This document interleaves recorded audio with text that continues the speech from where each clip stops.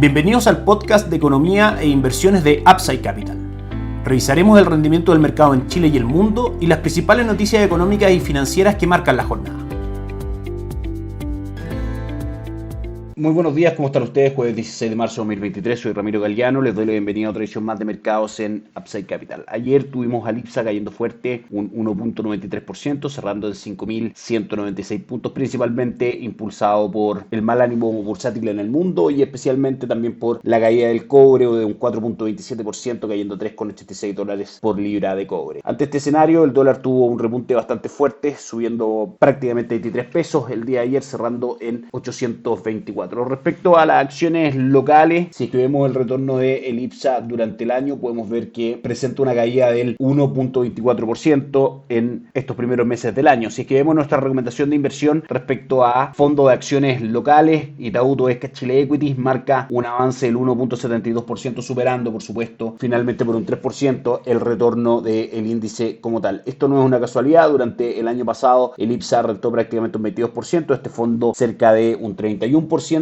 y en este contexto de probable caída de tasa de política monetaria durante el año, dado que las expectativas inflacionarias de diciembre están ancladas alrededor del 5.5% y actualmente la inflación se encuentra en un 11.9%, esta caída en la tasa de política monetaria, que finalmente es dinero más barato y condiciones más expansivas para la economía, puede estimular e impulsar un crecimiento interesante en cuanto a el índice de acciones locales. El dólar, que ayer subió, como decíamos, prácticamente 23 pesos hasta 824, hoy día cotiza en 825, niveles muy similares a los de ayer. Por la parte superior creemos que la resistencia o techo se encuentra en 833 y que las condiciones en general en el mundo de incertidumbre debiesen seguir empeorando para que el dólar vaya a buscar esos niveles. El soporte o piso se mantiene en 811, finalmente se da la ruptura de este canal lateral que venía manteniendo el dólar peso desde los primeros días de marzo, entre 811 por la parte alta y 791 por la parte baja. A medida que los niveles de incertidumbre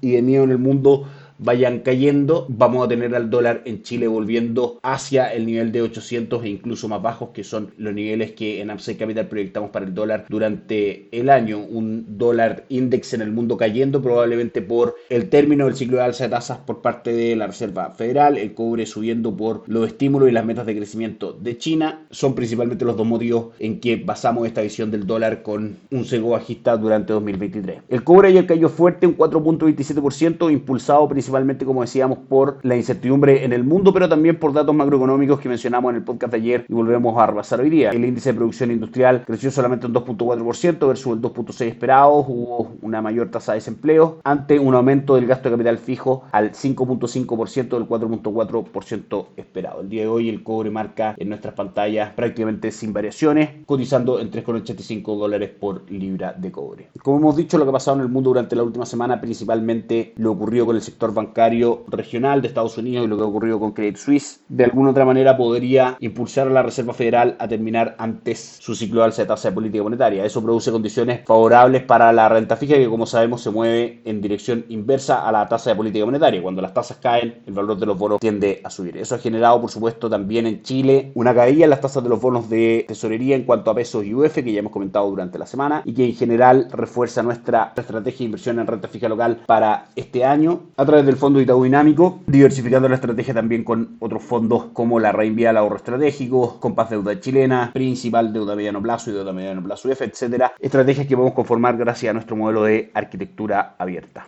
Ayer una jornada negativa para Wall Street. El Dow Jones cayó un 0.87%, el S&P 500 cayó un 0.7%, solamente el Nasdaq terminó con una pequeña utilidad del 0.05%. Y en Europa, ante las noticias que desarrollamos en extenso en el podcast de ayer respecto a Credit Suisse, este banco suizo que está presentando algunos problemas, en general las acciones en Europa cayeron fuerte un 3.46%. Respecto al caso de Credit Suisse, podemos actualizar que el Banco Nacional de Suiza anunció un apoyo por 50.000 millones de francos suizos, eso es aproximadamente 54.000 millones de dólares, a Credit Suisse para asegurar que el funcionamiento del banco siguiera siendo normal y claramente descartar algún efecto sistémico en la banca europea. Recordemos que esto no tiene absolutamente nada que ver con lo que pasó con Silicon Valley Bank. Credit Suisse es un banco que en general venía mostrando varios problemas desde hace muchísimo tiempo. De hecho, durante los últimos 5 años la acción del banco cayó prácticamente un 83%, y finalmente el hecho de que no haya podido ser capitalizado por el Saudi National Bank crea este escenario de incertidumbre en un contexto que ya el mercado estaba preocupado, obviamente, por lo que había ocurrido con algunos bancos regionales en Estados Unidos. Sin embargo, esta noticia de capitalización por parte del Banco Central de Suiza a Credit Suisse Bank es de todas maneras un alivio para los mercados. Si nos mantenemos en Europa, por supuesto, la noticia del día era la decisión de tasa de política monetaria por parte del Banco Central Europeo, noticia que ya se dio a conocer a los mercados. La tasa sube del 3 al 3.5% en línea con las expectativas del mercado de que el Banco Central subiera la tasa a 50 puntos base. Los tipos de facilidad de depósitos se suben también en 50 puntos base a 3% y el tipo de facilidad marginal de crédito se sube del 3.25 al 3.75%.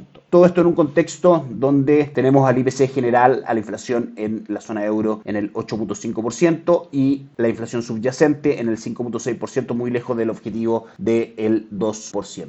En el comunicado, el Banco Central Europeo menciona que sigue de cerca las tensiones del mercado y está preparado también para responder según sea necesario con acciones para mantener la estabilidad financiera y la estabilidad de los precios de la zona euro. En cuanto a sus proyecciones macroeconómicas, ve que la inflación a fines del 2023 debería mantener un promedio del 5.3%, durante el 2024 un 2.9% y un 2.1% durante el 2025, acercándose a la meta que, como decíamos, es del 2%. En cuanto a crecimiento, ve que la zona euro podría crecer durante este 2023 un 1%, principalmente por la caída en los precios de la energía. Mencionó también que el sector bancario es resistente y que muestra también, por supuesto, una muy buena capitalización y liquidez para enfrentar este tipo de escenarios como el de Credit Suisse y que, por supuesto, como decíamos, tomará las acciones necesarias para poder apoyar al sistema bancario europeo si este así lo necesita. Por último, en Estados Unidos tuvimos algunas noticias. Los permisos de construcción crecieron por sobre lo esperado durante el mes de febrero. Las peticiones semanales por subsidio de desempleo marcaron menos de lo que se esperaba, es decir, una buena noticia para la economía, que sigue mostrando una fortaleza del sector de empleo en Estados Unidos y que probablemente los mercados no lo tomen de buena manera. Debemos seguir atentos, por supuesto, a lo que está haciendo en este minuto la conferencia de prensa de Christine Lagarde, la presidenta del Banco Central Europeo, que podría dar mayores señales de cómo el Banco Central Europeo está viendo la crisis de Credit Suisse Bank, el manejo de tasa política monetaria y otras cosas importantes que podrían causar volatilidad en los mercados. Por último, vamos a la revisión de las plazas bursátiles que monitoreamos constantemente. El dólar index hoy día cae un 0.3%, lo cual es una buena señal. Si vemos al dólar cayendo, en general eso se puede atribuir a una mayor calma en los mercados. En Asia, la jornada es negativa, con el Nikkei 225 de Japón cayendo un 0.8, el Hansen de Hong Kong cayendo un 1.72 y el índice de Shanghai cayendo un 1.12, adecuándose a lo que fue ayer la jornada en Europa y en Estados Unidos. Hoy día en Europa las bolsas reciben bien la decisión del Banco Central, principalmente poniendo atención en el hecho de que el Banco Central manifiesta que va a apoyar el sistema bancario en Europa si es que este lo necesita. El Eurostock 600 sube levemente un 0.08, el DAX alemán sube un 0.43 y el IBEX 35 de Madrid sube un 0.55%. Y por último, Estados Unidos ya operando cae hoy día un 0.48% el S&P 500, un 0.09 el Nasdaq y el Dow Jones un 0.78, en línea probablemente con lo que mencionábamos, mejores datos de permisos de construcción y de empleo, lo cual podría impulsar a la Reserva Federal a mantener una política restrictiva, que finalmente hoy día la gran incógnita del mercado. ¿Qué es lo que va a hacer la Reserva Federal con estos problemas en el sector bancario regional, con la inflación que, recordemos, ha cedido durante 8 meses consecutivos, pero con una economía en Estados Unidos que no muestra signos de enfriamiento desde el punto de vista de la actividad y que eso podría ser un factor alcista para la inflación en el mediano largo plazo? Que esté muy bien, tenga un excelente día, nos encontramos mañana. Chao, chao.